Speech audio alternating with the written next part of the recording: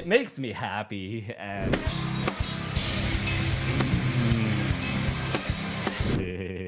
hey guys, philzeroyt here. Hey guys, so this video's a re-upload and I need to rant here because Telecom Argentina blocked my From what I understand, they're like the broadcast sponsors for Lollapalooza Argentina, which is the original video I did this on. But the reason I'm crashing out is that they didn't even claim the ad money, or they didn't even request a takedown.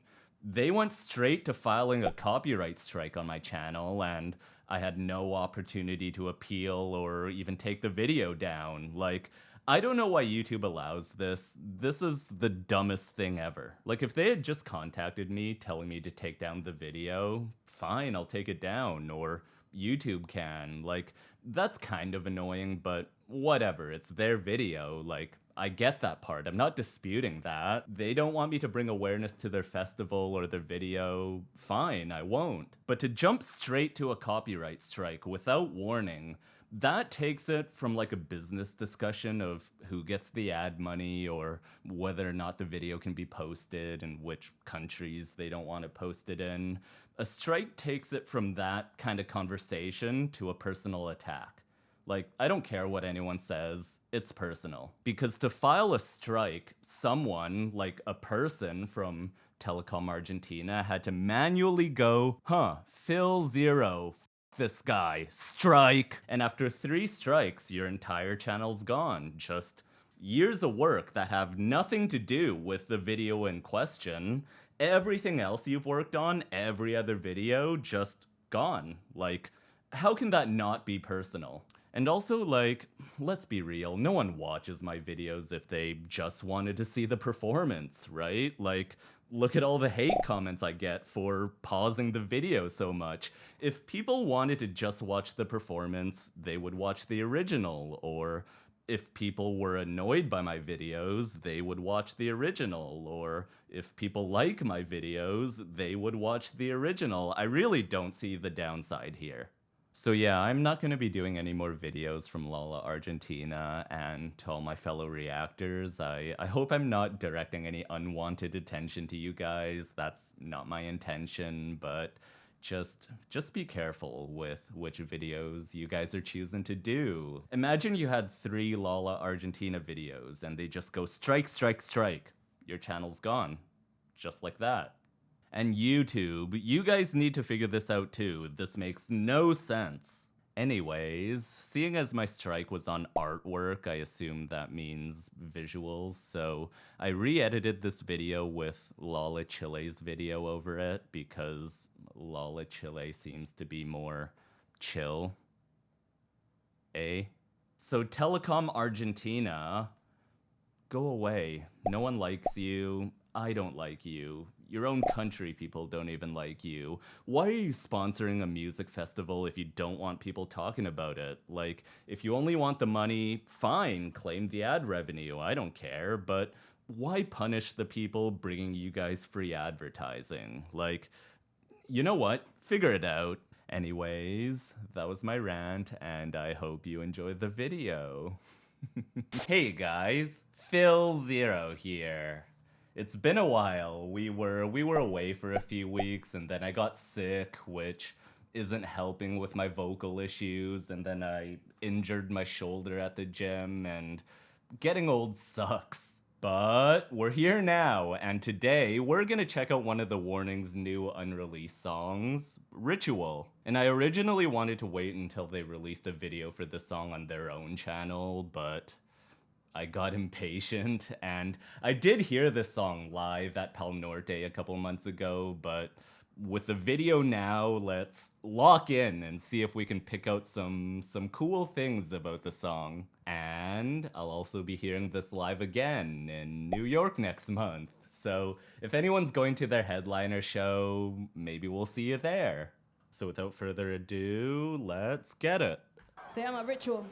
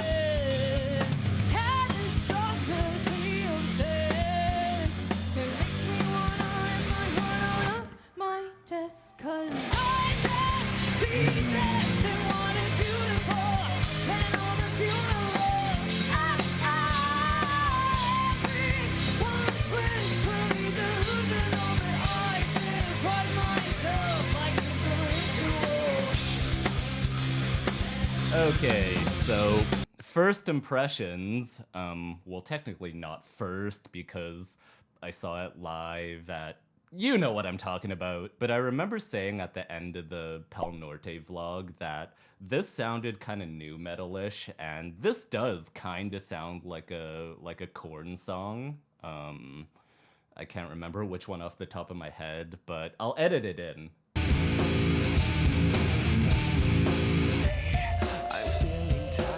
But this has that warning flavor in it. It's way more melodic, and it kind of leans towards that Deftones 3 Days Grace sound. And the way verse 1 comes in, like the vocal melody, here, let's listen to it again. Something cool's going on.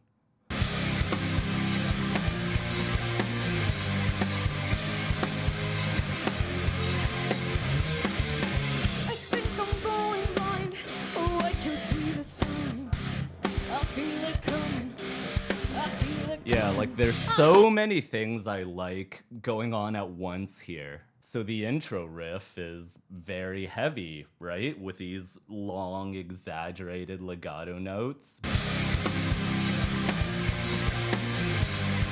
But the vocal melody, it's like these light staccato notes just sprinkled on top. I think I'm going blind. Oh, I can see the signs.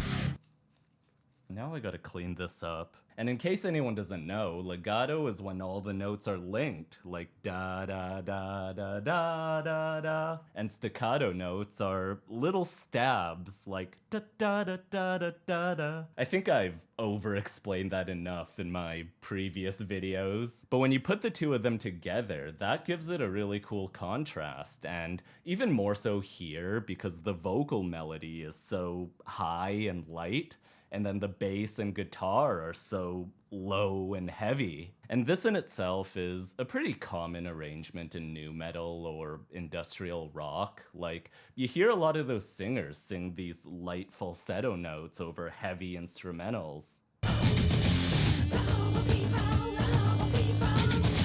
I don't know if that was their intention to put their own spin on that sound, but I like it. Okay, let's keep it going.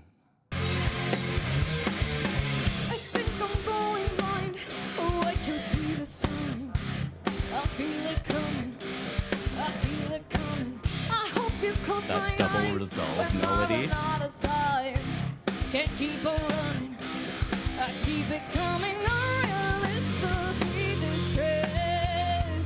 I play it out in my head. Catastrophically obsessed. It makes me wanna rip my heart out of my chest. 'Cause I can't see death and what is beautiful and all the funerals.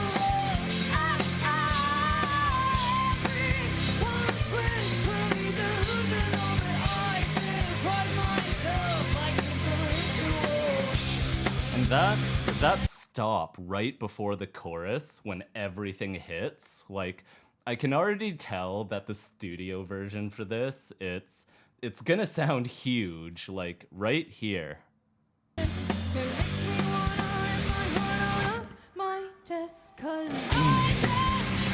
Right there, that part. Like, I don't know if it's just the sound of the festival or this video's mix, but the impact of song dynamics, they don't always translate in a live setting, and this is also one of their first times performing the song, so maybe they're still dialing some levels in. Because that little stop before the chorus with Danny's light staccato notes and then everything hitting at once, I can already hear how they're gonna produce this when it's all mixed and layered. I think it's gonna hit a lot harder than what we hear now. That's my prediction anyway. Kind of like when the chorus hits in Sharks, where everything hits on the one beat. But you're keeping me close like an enemy. Help me now. Now that I think of it, the song does have a lot of Shark-ish resemblances. You hear it too, right?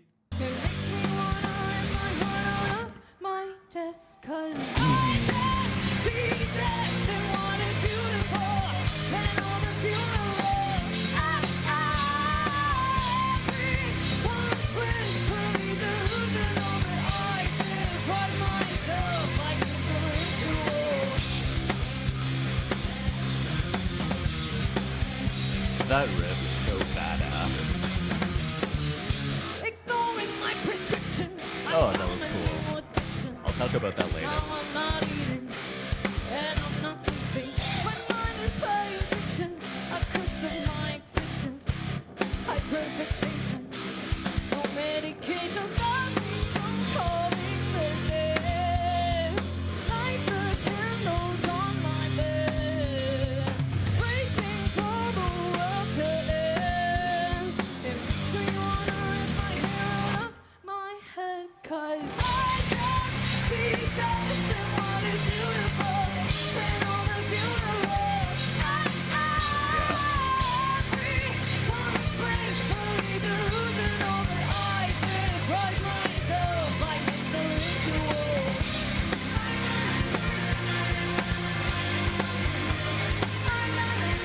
Oh, hi, pal.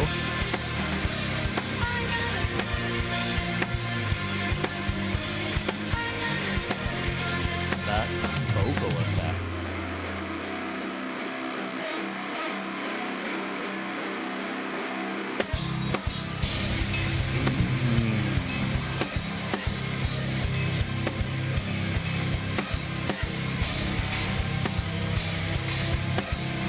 Da-da, da-da. I just see death in what is beautiful, and all the funerals. Everyone's blissfully delusional that I deprive myself like it's a ritual. That I deprive myself like it's a ritual. That vocal effect again. I deprive myself like it's a ritual. I deprive myself like it's a ritual. Gracias. I like that. I like that little inflection she did. Yeah, this song's different. It's catchy, and there was something I heard in verse 2, I think. The famous verse 2 switch up. Where was it before I forget? It's really subtle. Deprive myself like it's a ritual.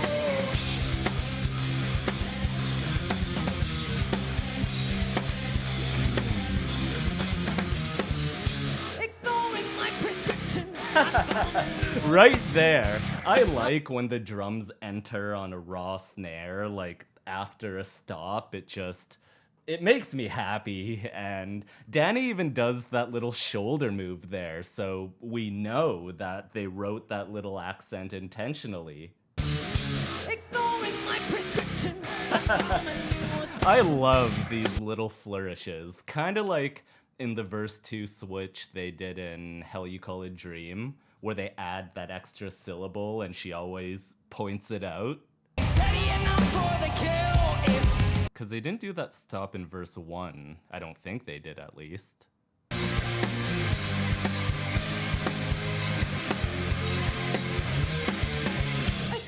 Yeah, it's different. How it hits all the snares. I feel it coming. I feel it coming. I hope you close my Oh yeah, I eyes, meant to talk but about I'm that. not. That double resolve melody. I think I'm going blind. Oh, I can see the signs. I feel it coming. Da-da-da-da-da. I hope you close my eyes when I run out of And time. again. Can't keep on running. I keep it coming. Oh, she goes up at the end. But then she does it again in the chorus.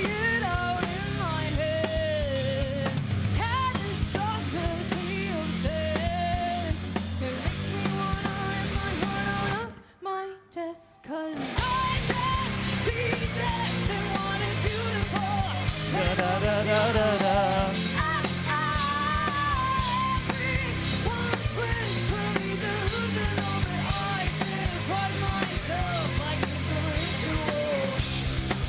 So that's actually, the double resolve is actually one of my favorite melody compositions. Because the repeat, it almost sounds like it's unexpected, right? It almost sounds like an ad-lib, like an afterthought. But when it's used in the right context, it just sounds really catchy. And That type of repeat, the double resolve, it's usually used pretty sparingly or else it can start to sound a bit repetitive, but they did it really intentionally here and it sounds good.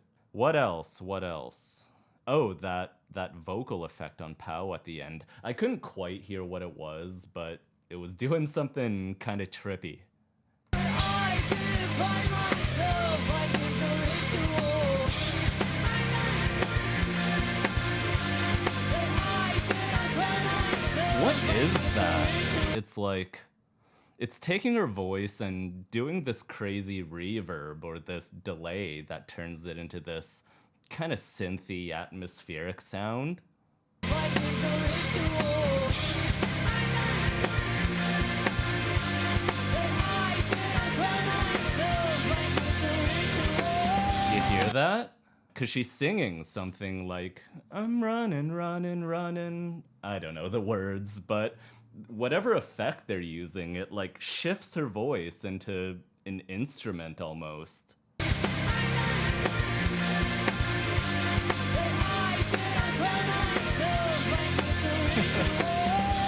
And it's cool because it's like adding another sound layer between the instrumentals and the vocals. It kind of just sits in the middle like an extra layer of sauce, of salsa. Any producers out there know what effect they're using? Is it just like a reverb with some crazy decay settings? Okay, let's finish this off. Oh, we're almost done. Let's hear that one more time. Fully delusional that I did by myself, I did the ritual. That I did by myself, I did the ritual. That I did by myself, like it's a ritual. Gracias. Yes, sir. Okay.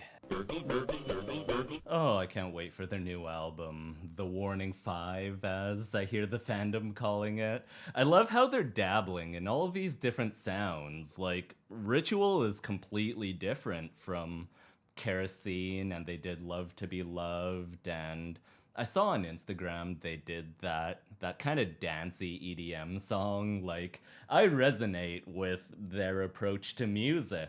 Hey, this is the warning. I think I'm at a point in my music journey where all music is just music to me now. It's just sounds and words put together to evoke a feeling, right? To express a message, whether it's electronic or analog. And then there's AI, but that's a whole different conversation. And whatever genre people want to call it, fine, call it whatever you want. I think I only talk about genres because that's the easiest way to describe a sound, right? Like, we associate certain sounds and instruments and certain composition elements to certain genres, but the Warning seems to just put out whatever they want, and I love that. How long do you think before they release a rap song? Hopefully there will be a decent upload of Ego soon. That song went hard at Pal Norte. Ah, yes. Should we brain dump a bit? We haven't done that in a while. So thank you to all you guys for sticking around. I know my uploads have been pretty slow lately. Like, we had some travels and I've been picking up a lot more music work, so that's been taking up a lot of my time, and I've been trying to fix my voice, so I've been seeing a vocal coach, and being sick now isn't helping, but whatever. This whole journey of music and YouTube, like, this is all a labor of love anyway. Like, I don't really make anything off of it. It's just something I love doing and I want to continue doing. Oh, look what I got. One of my friends asked if I can fill in for some shows with their band because their bass player's out of town, and I was like, sure. I've never really played bass in that capacity before, but it's basically just a guitar with 4 strings, right? How hard can it be? Like it should be 33% easier with 33% less strings, right? Come at me, bassists. And I didn't have a bass, so I found this guy on Marketplace for a crazy deal, and it's about time I add a bass to my arsenal anyway. LA, if you're ever sick, I got you. Oh yeah, and I wanted to show this. Do you guys know what this is in reference to? Are we focusing? Lucia gave this to me, and she told me what it was from, but I forgot.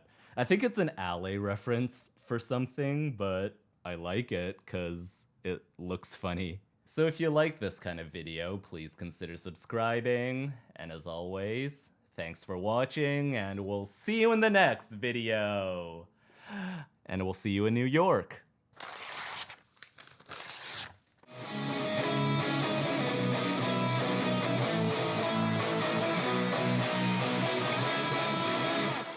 So we're in Paris. We made friends with a bunch of French people, and they gave us a baguette They gave us, ow! and a corkscrew.